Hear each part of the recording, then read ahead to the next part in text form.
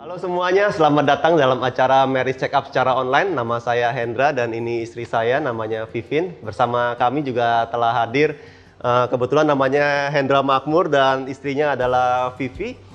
Mereka berdua telah menikah 14 tahun dan telah dikaruniai 2 orang anak laki-laki. Yang pertama umur 11 dan yang kedua umur 8 tahun. Mereka akan sharing tentang kehidupan pernikahannya. Saya kasihkan preview sebentar. Jadi di awal-awal pernikahan mereka tinggal dengan orang tua, yaitu orang tua dari Hendra Makmur.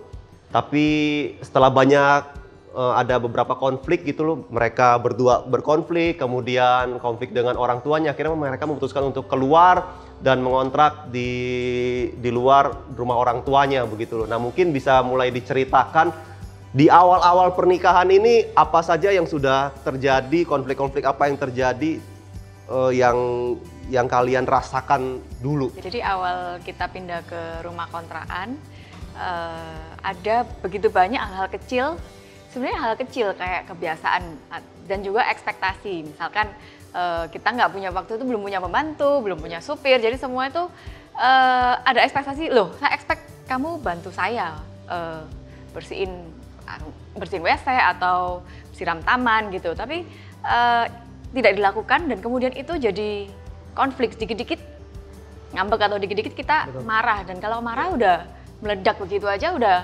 dikatain semua yang ada di kepala ini, udah dikeluarin aja begitu aja tanpa filter. Betul. Dan kebetulan kita juga Senin sampai Sabtu kita kerja. Jadi betul-betul waktu kita tersita banget untuk kita komunikasi itu bener-bener nggak ada waktu. Kita habis-habisan setelah pulang kerja, kita kepinnya relax, jadi nggak pernah bisa relax. Kita seringkali masih ngomongin hal, aduh, lu tolong bersihin dong. Yaudah, sampai gedumel tetap aku juga kerjain. Tapi ini nggak sehat. Ini berjalan terus-menerus, bahkan hari Minggu pun waktu kita tersita dengan keluarga besar. Aku kebetulan dari keluarga besar, 6 saudara, VV juga. Jadi kita benar-benar nggak ada waktu. Benar-benar nggak ada waktu untuk kita berdua duduk bersama untuk ngobrol. Untuk masalah ini padahal ada masalah.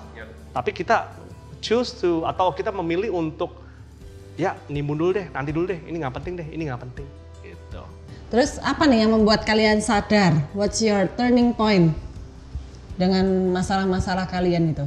I think it got to a point where kita itu betul-betul sadar ini nggak kemana-mana, maksudnya nggak ada solusi, dan juga masalah tuh kayak digulung aja, ditumpuk begitu terus-menerus, jadi nggak ada solusinya. Terus akhirnya kita sadar ini kita perlu duduk bersama, kita perlu sepakati dulu soal skala prioritas.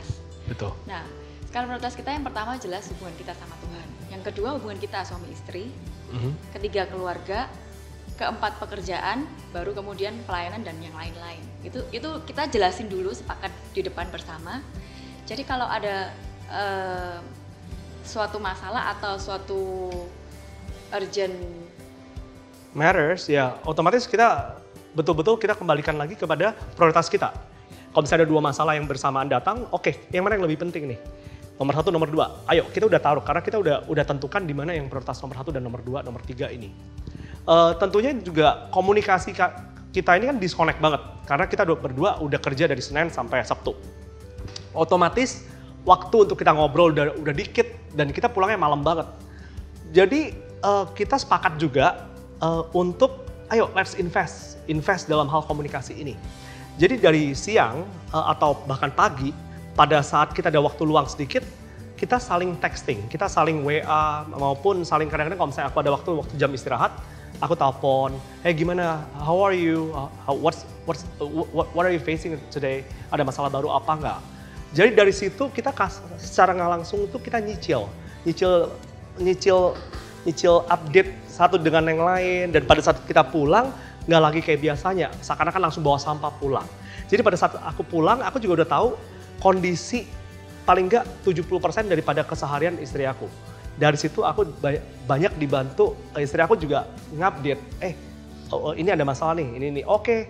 Jadi kita betul-betul love banks kita itu yang nambah secara naturally, karena kita saling mau mengimbangin itu.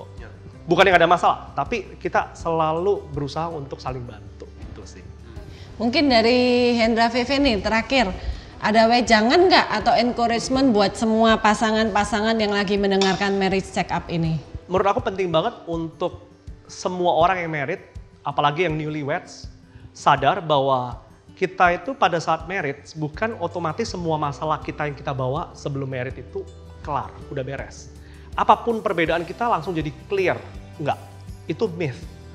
Menurut aku pernikahan itu harus dikerjakan, harus diinvestasikan. Kita harus investasikan dalam pernikahan kita seperti asset and liabilities. Ini adalah aset kita. Kita harus betul-betul investasikan waktu kita berdua dan apa yang kita mau, apa yang kita uber, apa yang kita value kita ini apa nih. Kita harus perjelas di depan.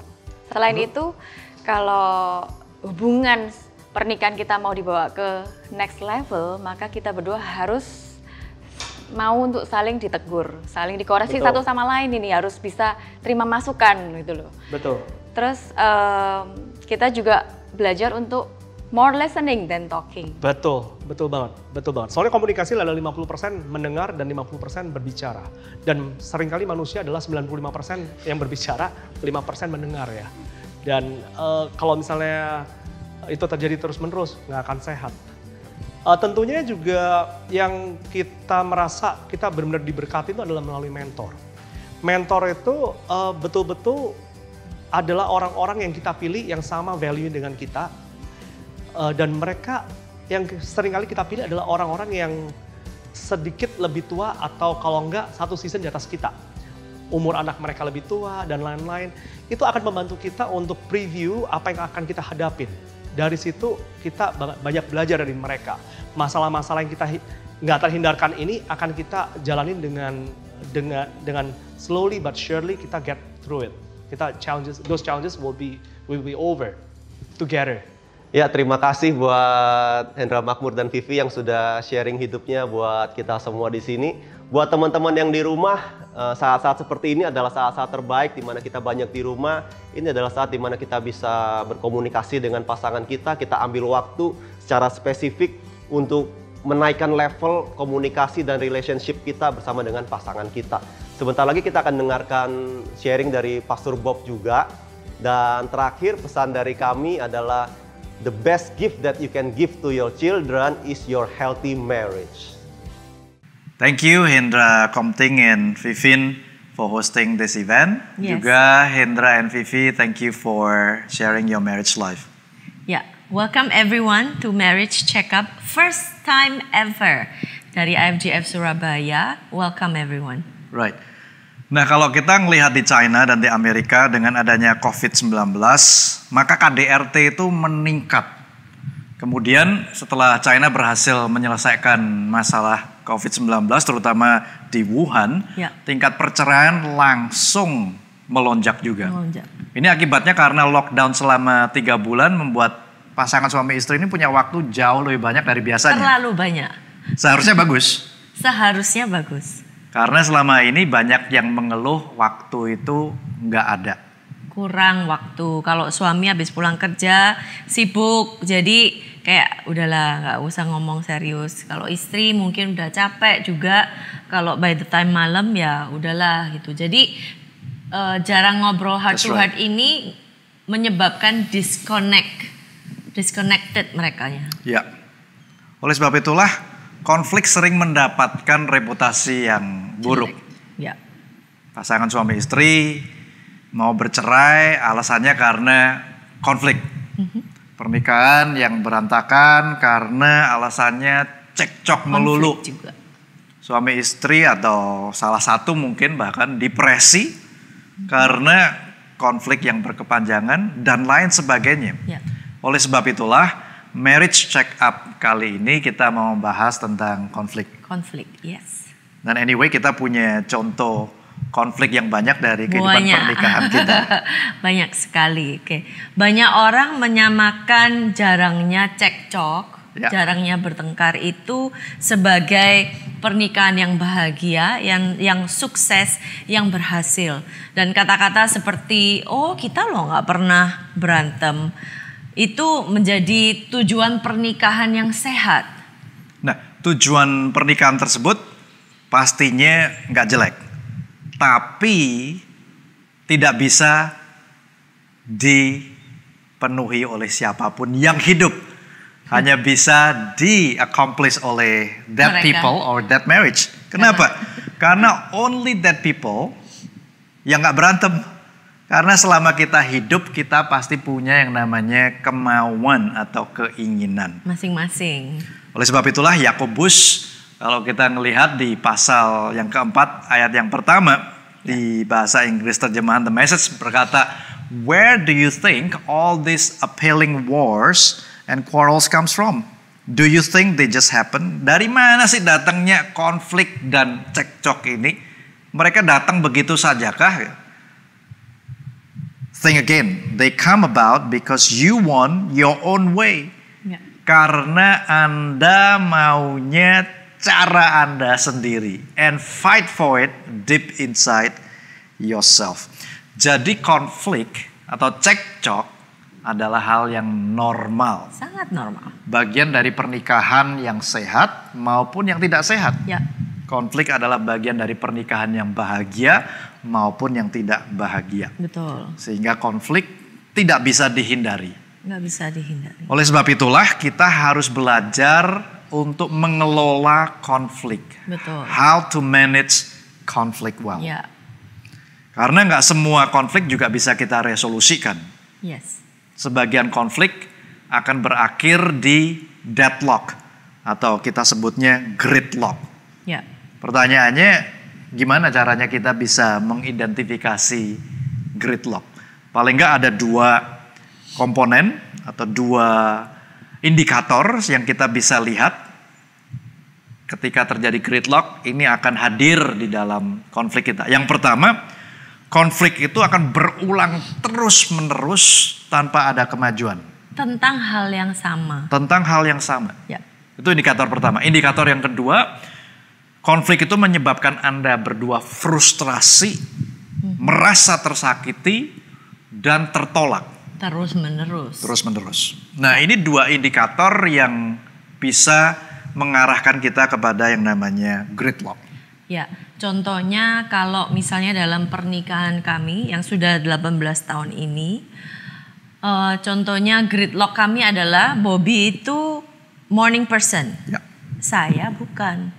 Jadi dia kepengennya saya bangun sepagi dia, saya kepengennya dia tidur semalam saya, which is jam 12, jam 1.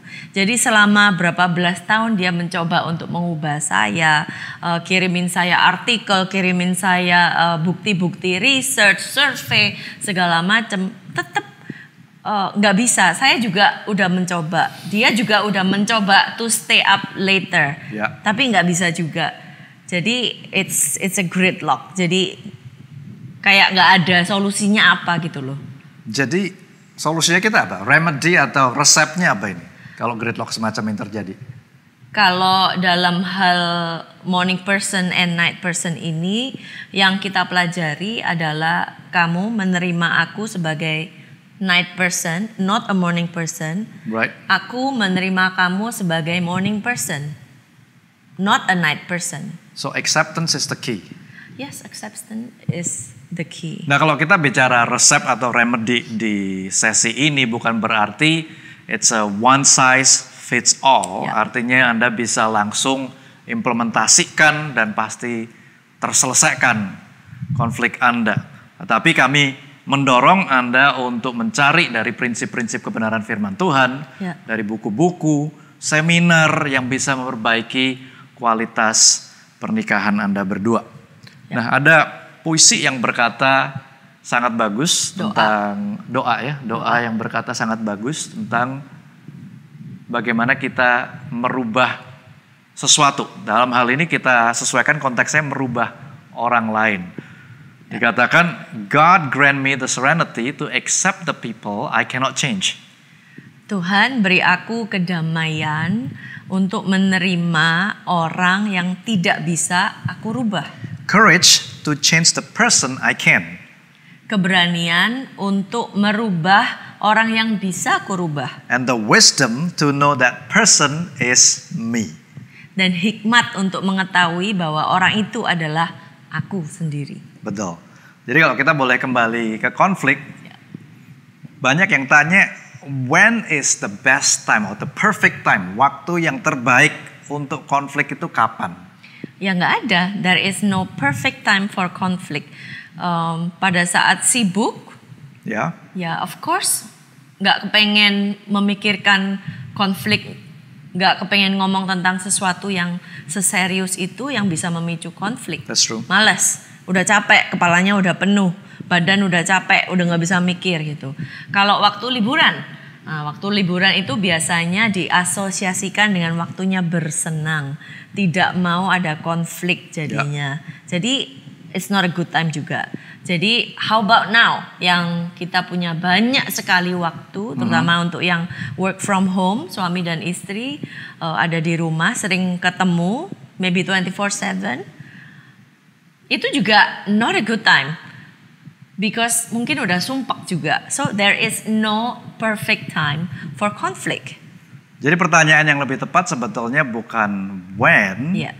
but how do we see conflict? Yes. Bagaimana Anda dan saya melihat konflik, itulah akan menentukan seberapa positifnya konflik tersebut di dalam pernikahan kita. If you see conflict as an end in itself, jadi kalau Anda melihat konflik ini hanya sebagai akhir dari segala sesuatunya, maka akan sangat tidak menyenangkan, bahkan cenderung untuk dihindari. Akhirnya kita takut untuk masuk dalam konflik. Ya, males. Sehingga kita memilih untuk punya harmonis yang palsu atau semu. Atau sifatnya mungkin sebagai pencitraan saja. Males pokoknya. Ya. Males ngomongin. Nah, tapi kalau kita punya perspektif yang berbeda, kalau kita melihat bahwa konflik adalah as a means to an end, artinya sebuah alat untuk mencapai apa yang menjadi tujuan kita, sesuatu yang kita inginkan, yaitu misalnya pernikahan yang bahagia, pernikahan yang kuat, pernikahan yang bisa menjadi warisan untuk anak-anak kita, maka Anda akan melihat konflik sebagai sebuah kesempatan. Ya, correct. Konflik becomes an opportunity, menjadi sebuah kesempatan untuk bisa mengenal pasangan Anda secara lebih baik. Ya contohnya beberapa waktu lalu kita pengen merencanakan liburan ke tempat A, kita udah decide ke tempat A, terus Bobby kemudian memberikan saya tugas, oke, kalau gitu kamu plan aja dari terbangnya jam berapa, di kota ini jam berapa, kota itu berapa hari, kita naik apa, mau makan di mana, tidur di mana, supaya dia tahu kosnya itu berapa, ongkosnya, biayanya itu berapa untuk berlibur. Ya. Ya udah, akhirnya saya plan semuanya, sudah komplit, saya kasih ke dia. Terus saya tanya, jadi gimana? Terus dia bilang, nanti aja gitu. Terus kemudian beberapa hari lagi saya tanya, jawabannya masih sama, oh nanti aja. Akhirnya kita jadi bertengkar karena saya merasa kok tidak dipentingkan gitu loh. Tapi dari pertengkaran itu, dari konflik itu, saya belajar bahwa dia ini sangat-sangat membutuhkan proses. Bukan cuma waktu aja. Kalau waktu saya tahu dia butuh waktu. Ya. Tapi dia sangat membutuhkan proses. Jadi dia hitung-hitungannya apa semua harus precise supaya dia yakin. Dan Bobby juga belajar bahwa saya ini orangnya tidak bisa digantung. Tidak bisa di PHP. Nah makanya ada seorang pakar relationship juga yang berkata, conflict is the price we pay for a deeper intimacy. Ya. Ini Leslie Parrott yang berkata seperti ini. Sehingga tujuan konflik bukan lagi siapa menang siapa yang kalah, Ya. atau keeping scores, Ya. atau convincing, meyakinkan bahwa tuh kan kamu yang salah, aku yang betul. Ya. Tapi sebetulnya untuk mendapatkan keintiman, kebahagiaan, pengertian, dan kesatuan di dalam rumah tangga. Ya, kita intermezzo sebentar ya. Saya akan tanya satu pertanyaan, terus kita akan menjawab bersama-sama. Oke. Semuanya ya, semuanya jawab. Jadi suami dan istri juga jawab, semuanya, every pasangan. Kalau pernikahan Anda diibaratkan sebagai sebuah olahraga. Olahraga apa aja ya? Olahraga apa aja? Olahraga apakah itu? Kita jawab ya, 3, 2, 1. Basket. Tenis. Oke. Nggak sama. Harapannya kita Anda memilih olahraga yang sifatnya memerlukan teamwork. Yes. On the same team. On the same team terutama. On the same team. Jadi contohnya misalnya kita bicara badminton, kita berbicara berarti ganda putra putri. Ya. Kalau Anda yang memilih olahraganya tinju atau UFC, nanti bisa didiskusikan setelah acara ini. Call me. Nanti kita bicara when is the perfect time. Jawabannya nggak ada perfect time. Ya. How do we see conflict itu akan menentukan bagaimana kita menyikapi konflik. Ya. Nah, hari ini yang mau kita bagikan lebih lanjut adalah what to do when you are in the middle of conflict. Apa yang dapat Anda lakukan ketika Anda berdua sedang di tengah-tengah konflik. Ya. Tetapi sebelum kita masuk ke 4 tips yang akan kita bagikan pada hari ini, maka sebetulnya ada banyak hal yang kita bisa lakukan sebelum kita masuk dalam konflik itu. Supaya apa? Konflik ini supaya menjadi sesuatu yang produktif dan positif, bukan destruktif dan negatif. Ya. Nah, kalau ada satu hal yang boleh kita minta untuk teman-teman pertimbangkan sebelum konflik terjadi adalah membuat aturan main di dalam konflik.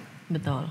Tadi kalau kita sedang ngomong tentang olahraga yang kita sebutin apapun itu, maka setiap olahraga ini pasti ada aturan main, rules of engagement-nya. Ya, betul. Meskipun mungkin olahraganya sangat fisikal. Berbeda-beda, ya. Kalau dalam pernikahan kami itu rules, aturan mainnya adalah tidak ada kata cerai. Terus tidak boleh keluar rumah karena nanti nyetirnya ugal-ugalan. Ya. Terus tidak berantem di depan anak-anak maupun orang lain. Selalu mengingat bahwa tidak ada di antara kita yang mau saling menyakiti. Right. Tidak main tangan, tidak menghina, dan masih banyak lagi sebetulnya. Jadi bisa dibikin sendiri. Nah, sehingga hal ini bisa Anda diskusikan waktu-waktu ini, waktu Anda tidak di tengah-tengah konflik. Iya, betul. Supaya Anda bisa mendapatkan konflik itu sebagai sesuatu yang positif, bukan sesuatu yang negatif, sesuatu yang sifatnya akan membangun, bukan merusak. Nah, kalau kita mau membagikan beberapa tips tentang apa yang bisa kita lakukan ketika kita sedang di tengah-tengah konflik, ini kami harap bisa menolong Anda semua untuk berkonflik dengan lebih baik lagi. Tips yang pertama adalah learn to pause. Ya. Atau belajar untuk berhenti sejenak. Ya. Nah, ketahuilah bahwa sebetulnya setiap daripada kita ini pegang remote control atau kendalinya ada di tangan Anda dan saya. Termasuk ketika kita sedang di tengah-tengah konflik. Ya. Sehingga jangan kita berpikir bahwa ketika kita di tengah-tengah konflik sudah terlanjur kepalang basah di tengah konflik, ya sudah diselesain aja sekaligus di hari itu. Cari akar masalahnya. Pokoknya harus kelar malam itu juga sebelum matahari terbenam, kata firman Tuhan. Tetapi sebetulnya kita berhenti sejenak bisa membuat kita lebih produktif untuk diskusinya pada saat kita sudah lebih siap atau lebih waras. Lebih waras.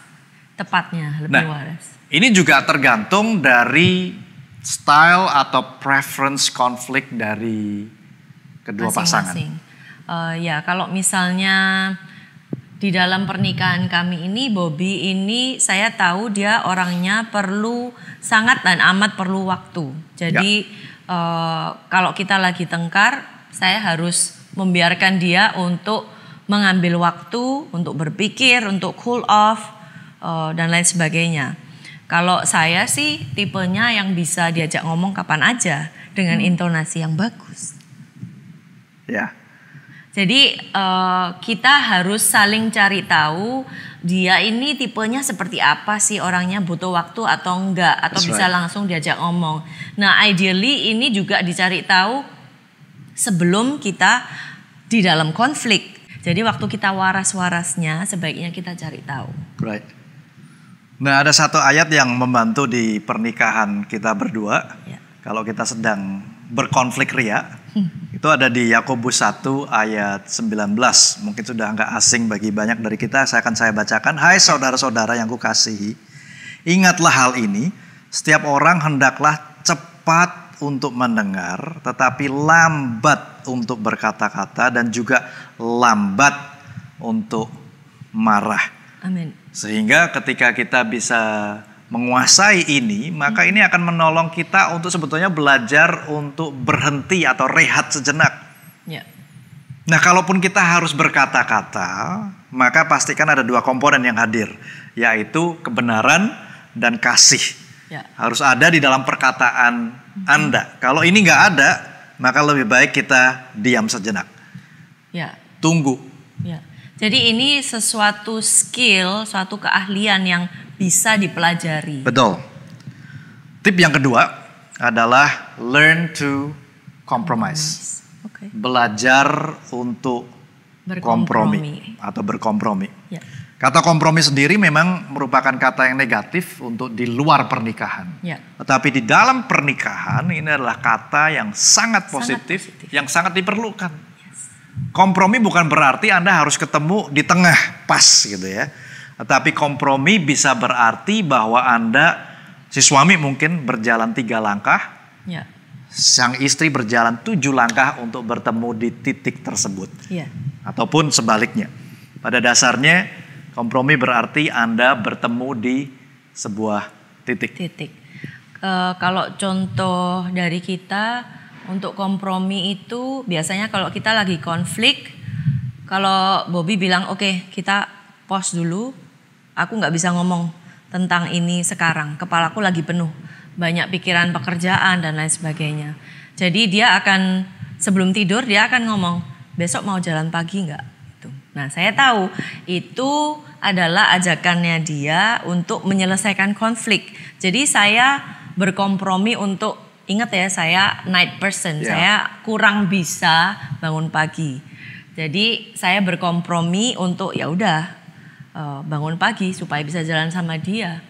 Jadi ada pengorbanan yang harus banget kamu lakukan untuk itu. Banget. Ya.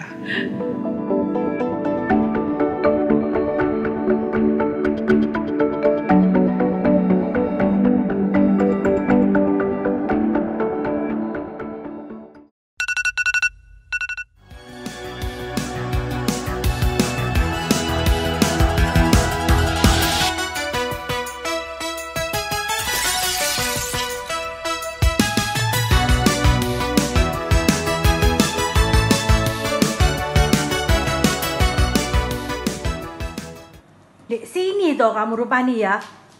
Kamu tuh tak panggil-panggil tuh nggak denger tak, nggak nyaut tak, nggak isa tak. Juga denger lah pakai ini kok. Kamu tuh ngapain sih? Bisa main game itu loh. Dari tadi kamu bangun jam 11. Terus habis itu gak tahu tak aku tuh ngapain aja seharian ini. Aku nyiapin makanan, aku ngurusi arek-arek, aku ngajarin. Ya minta baik-baik toh. Gak usah nyentak gitu lah. Lah kamu gak tahu diri kok, kamu gak nawari bantuan? Ya pacaran aku nawari bantuan, aku gak tahu kamu butuh bantuan, ya ngomong lah. Hasbulah.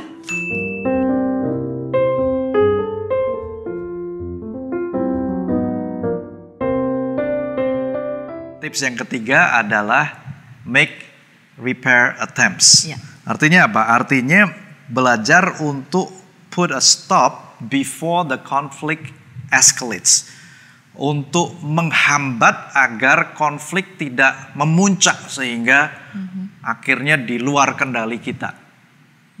Repair attempt works best when the love bank is not negative. Ketika di dalam suami dan istri love banknya itu balance-nya positif. Positif. Jadi bukan yang minim-minim 10, 20 gitu. Apalagi ya. negatif. Ya, Nah, apalagi sehingga negatif. ada banyak cara yang kita bisa lakukan untuk menambahkan love bank ini. Ya. Salah satunya mungkin berempati. Berempati, terus kemudian show interest atau show affection. Yes. eh, Kemudian membuat pasangan Anda tertawa. ya, Itu bisa mengisi. acceptance. Right. Acceptance juga bagian daripada bagaimana Anda bisa mengisi love bank dari satu sama lain. Ya. Kalau repair attempt yang pernah saya lakukan itu contohnya beberapa bulan yang lalu, berapa bulan? No, I think it's a month ago. Ya mungkin sekitar sebulan 2 bulan yang lalu Yeah. lah. Waktu dia lagi mempersiapkan khotbah di hari Sabtu, karena saya frustasi tentang something, I said something to him, terus dia marah. He said something to me, terus dia bilang, udah, I don't want to talk about it. I cannot talk about it right now. Nggak bisa ngomong tentang ini sekarang. Ya, lagi siapin firman. Ya lagi siapin firman Tuhan. So saya juga ngerti, jadi saya jadi diem, tapi sambil bete.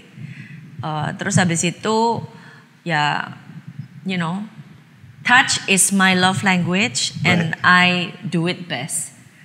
Jadi ketika Roh Kudus berbicara bahwa udahlah kamu ke sana, peluk dia, you apologize. Jadi ya saya lakukan dengan kayak gitu ya, saya lakukan. Saya datang ke dia yang mukanya lagi jelek gitu, lagi nggak waras mungkin.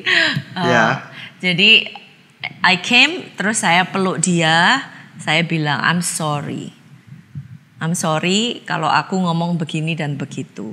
Terus habis itu saya bilang oke, bisa nggak kita ngomong ini di hari Senin? Terus dia bilang, apa? Iya ngomong ini di hari Senin. Terus dia, cuman gitu aja. Meskipun jawaban saya seperti itu, tapi sebetulnya waktu itu sudah merasa sangat adem gitu ya dengan pelukannya dia. Meskipun juga my love language is not touch, but that repair attempt work very well. Ya. Itu membuat saya langsung emosinya turun dan saya bisa kembali konsentrasi untuk menyelesaikan. Dan nggak mikirin konflik yang barusan ini. Right. Ya.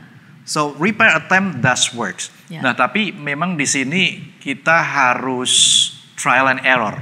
Karena ini bukan sesuatu yang bisa diajarkan step by step. Atau diformulakan.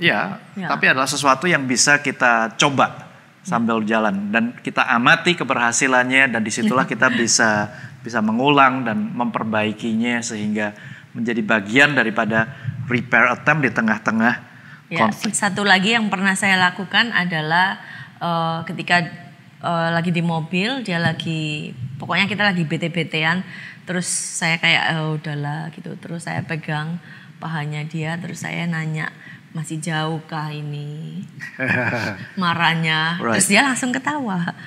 It's part of a repair attempt. So you can always try, and kalau nggak berhasil, coba lagi yang lain. Yeah, do something else. Yeah. Right. Nah, tips yang keempat ketika Anda di tengah-tengah konflik, Anda bisa lakukan ini adalah focus on the problem, not on the person. Seringkali ketika kita di tengah-tengah konflik, kita lupa bahwa masalahnya itu bukan pasangan kita, tapi ada permasalahan yang harus kita selesaikan.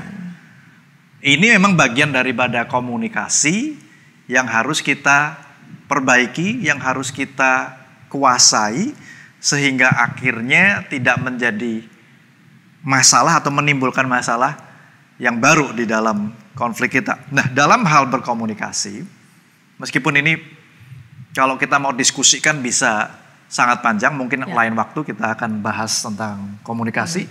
Tapi ada beberapa hal atau beberapa langkah yang kita bisa ambil, 3 langkah yang kita bisa ambil kalau kita bicara tentang berkomunikasi dengan baik. Contoh fokus yang salah. Contohnya mungkin begini. You never listen to me. Fokus yang salah dalam hal komunikasi, oke? Dalam hal komunikasi. Dalam hal konflik dong. Kan fokus on the problem, not the person. Right. Tapi kalau misalnya aku bilang you never listen to me, itu kan fokusnya di kamu. That's right. Terus kalau saya bilang I'm always the one yang discipline the girls. Right. Saya yang harus selalu disiplin anak-anak. Nah, itu fokus yang salah contohnya. Right. Jadi langkahnya ada 3 yang seperti saya sebutkan. Yang pertama adalah mulai dengan intonasi yang ramah. Anda mulai dengan kata-kata subjek dulu. Saya, kemudian ditambah dengan predikat. Merasa, dan sebutkan perasaan Anda itu apa? Ya, ini sedikit belajar bahasa Indonesia. Jadi kalau dari contoh yang saya tadi, jadi saya harus ngomong bahwa saya merasa jengkel. Right. Kemudian langkah yang kedua adalah lanjutkan dengan keterangan perasaan tentang apa atau kejadiannya apa. Jadi saya lanjutkan ya. Jadi saya merasa jengkel, kesel kalau kamu pulang kerja nggak pernah mau diajak diskusi tentang disiplin anak-anak ini gimana. Jadi kejadiannya pulang kerja, nggak mau diajak diskusi. Ya. Nah, langkah yang ketiga adalah lanjutkan kemudian dengan kebutuhan apa yang Anda perlukan dari pasangan Anda. Nah, ini selanjutnya saya merasa jengkel, kesel kalau kamu pulang kerja nggak mau diajak omong, diajak diskusi tentang disciplining the girls gitu. Karena saya sebenarnya butuh bantuannya kamu. Jadi nggak melulu saya yang disiplin anak-anak gitu. Nah, ini akan menolong kita untuk memfokuskan kepada permasalahannya, bukan kepada personnya atau orangnya. Mengidentifikasikan. Betul. Nah, seorang pakar relationship yang cukup terkenal, John Gottman, berkata bahwa kata-kata "you never listen to me, you always", ini adalah satu dari 4 penunggang kuda kiamat pernikahan yang cukup berbahaya apabila ini diizinkan hadir di dalam kehidupan pernikahan kita. Ya. Namanya The 4 Horsemen of Apocalypse. Ya. Kita akan bahas dengan singkat saja pada saat ini.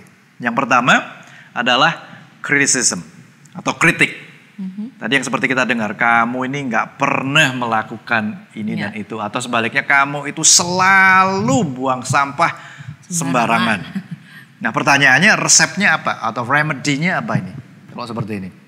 Remedinya kalau misalnya kita ngomong dengan berawalan dengan kamu itu akan berasa seperti menyerang, menuduh, gitu. Jadi sebaiknya kita ngomong dimulai dengan aku. Tadi atau seperti saya. yang kita jelasin itu ya. Ya, seperti contoh yang tadi itu.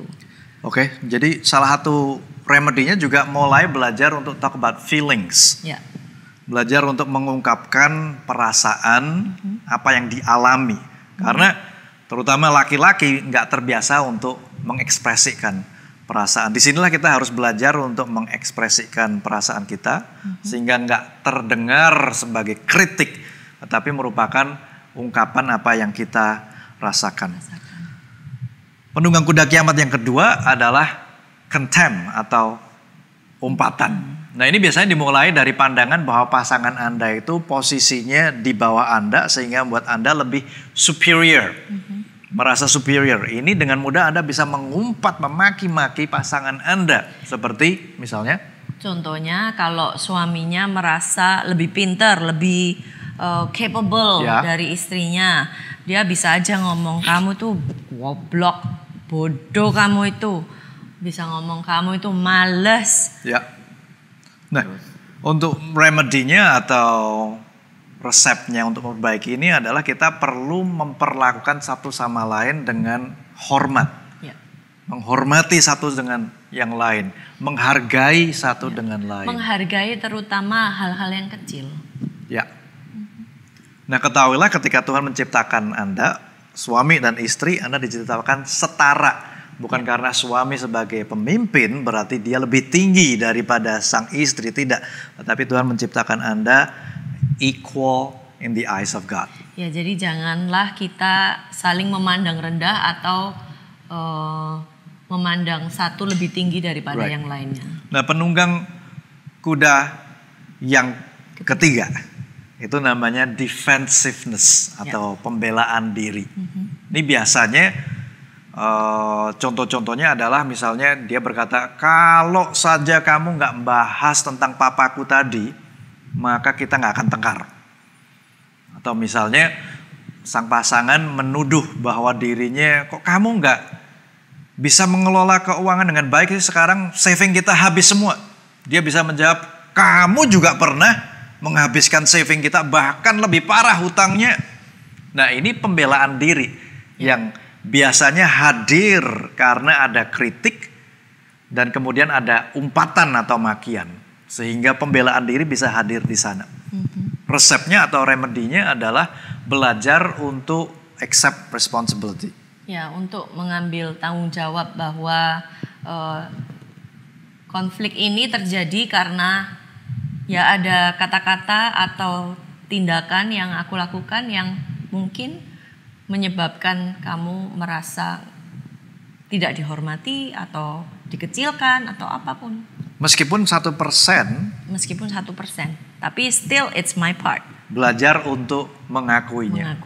Bahwa itu tanggung jawabku. Aku harus akuin kalau itu memang permasalahan yang aku bawa di dalam konflik ini. Penunggang kuda kiamat yang keempat di dalam pernikahan adalah stonewalling atau menutup diri. Nah, dalam hal ini biasanya pasangan nggak mau diajak komunikasi atau bahkan di tengah-tengah konflik tidak ada reaksi atau respon apapun. Sehingga seperti rasanya ngomong sama tembok. Gitu ya. So, ini sangat berbahaya. Nah, ini biasanya dialami oleh para suami, 80% para suami, tetapi sekali lagi bukan berarti hanya suami.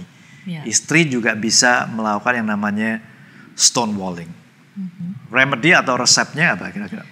Kalau remedinya untuk stonewalling ini mungkin karena udah sumpek ya, diomong terus gitu. Jadi take a 20 minutes break, jadi ambil istirahat sejenak 20 menit gitu, tanpa memikirkan tentang konflik itu, tanpa memikirkan apa yang dia sudah perbuat atau dia katakan, tapi misalnya kita lagi konflik, terus saya sumpek, remedinya mungkin saya masak aja lah, saya nggak sambil mikir, masak, potong ini, potong itu, campur ini, campur itu, masak. Jadi setelah 20 menit kemudian kita kembali untuk ngobrol. Sudah pada waras gitu. Ini seperti tips kita yang pertama tadi yaitu we learn to pause, belajar untuk pause ada di sini. Tapi yang disarankan adalah 20 menit kira-kira. So those are the 4 horsemen of apocalypse and marriage. 4 penunggang kuda kiamat di dalam pernikahan. Sehingga kita harus bisa mengidentifikasi dan berusaha memperbaikinya. Nggak mengizinkan itu hadir di dalam pernikahan kita. Karena kalau itu hadir dalam pernikahan kita, seperti namanya itu sendiri, pernikahan kita juga bisa kiamat. Betul. Jadi sekali lagi kita rangkum 4 tips yang kita bagikan bagaimana kita bisa bersikap ketika kita di tengah-tengah konflik. Yang pertama adalah we need to learn to pause. Berhenti sejenak. Dan number 2, we need to learn to compromise. Number 3, we need to learn to make repair attempts. Belajar untuk menahan agar konflik itu tidak eskalasi sampai ke puncak. Kemudian yang keempat, we need to focus on the problems. Fokusnya kepada permasalahannya, bukan kepada orang atau pasangan kita.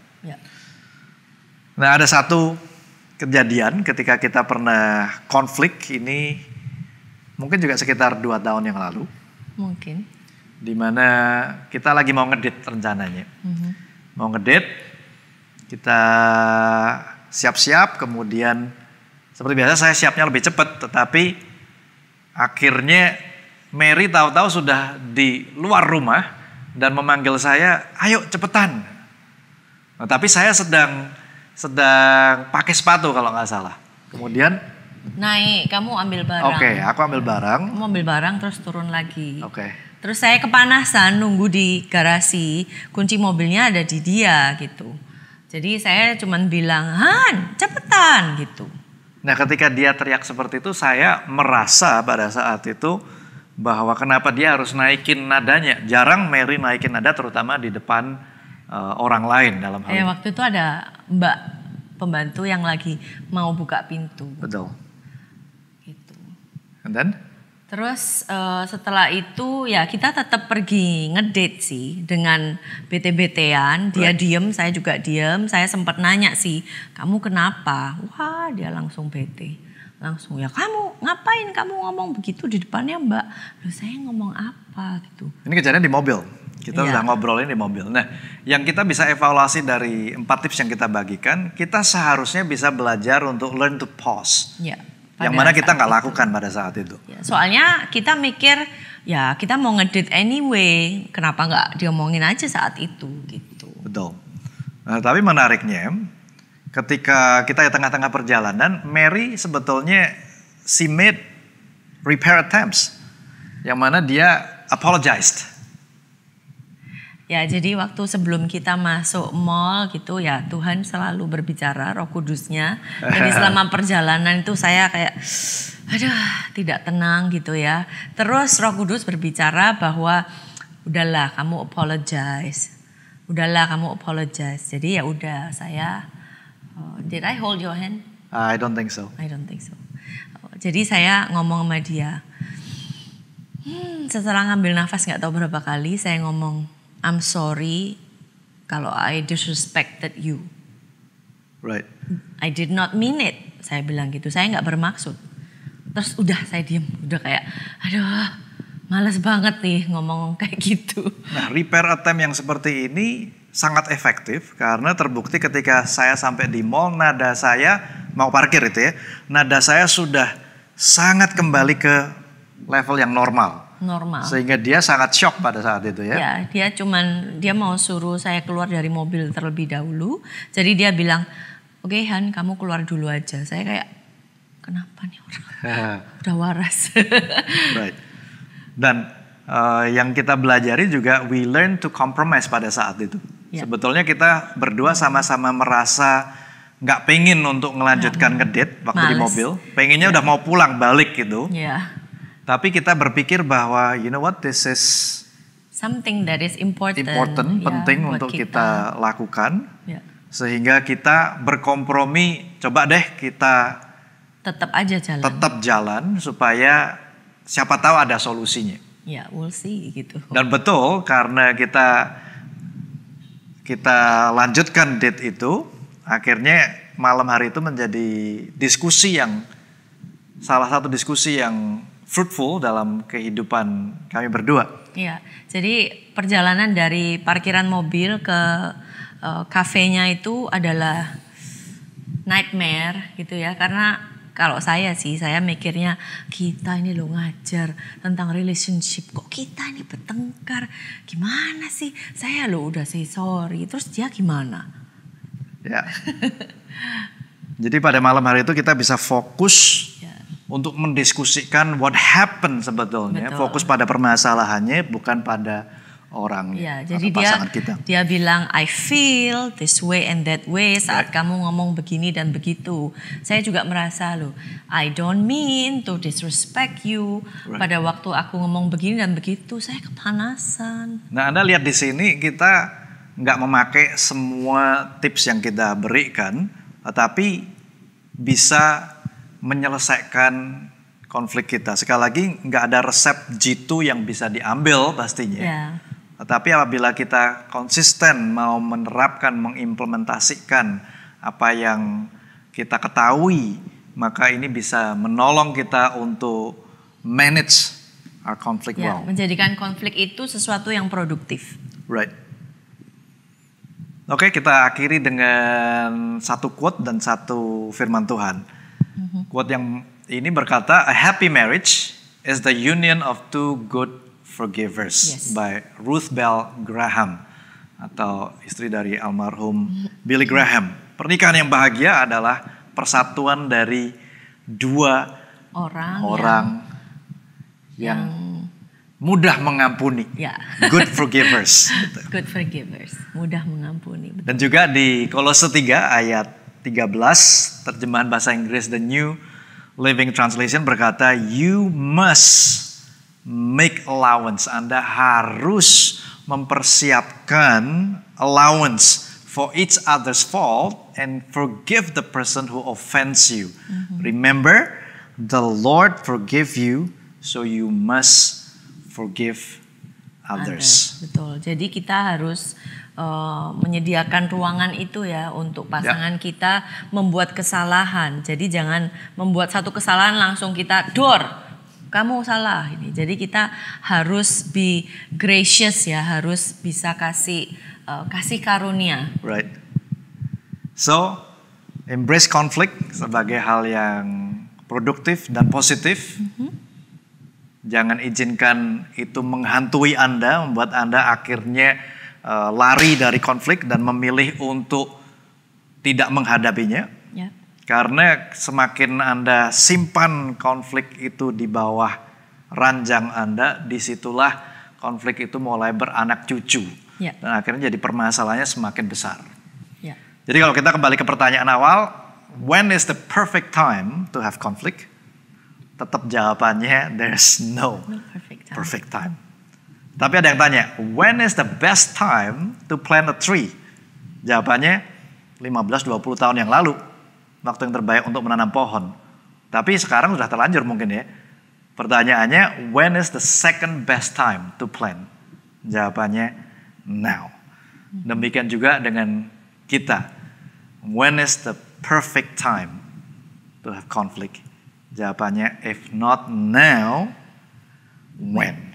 Jadi ambil waktu ini untuk Anda bisa menghadapi konflik atau bahkan membuat aturan main tentang konflik sehingga membuat konflik itu sesuatu yang produktif, sesuatu yang positif di dalam kehidupan Anda. Doa kami agar pernikahan Anda yang sehat menjadi hadiah yang terbaik yang bisa Anda berikan kepada diri Anda sendiri dan anak cucu Anda. Yes, amen. Amen. Amen.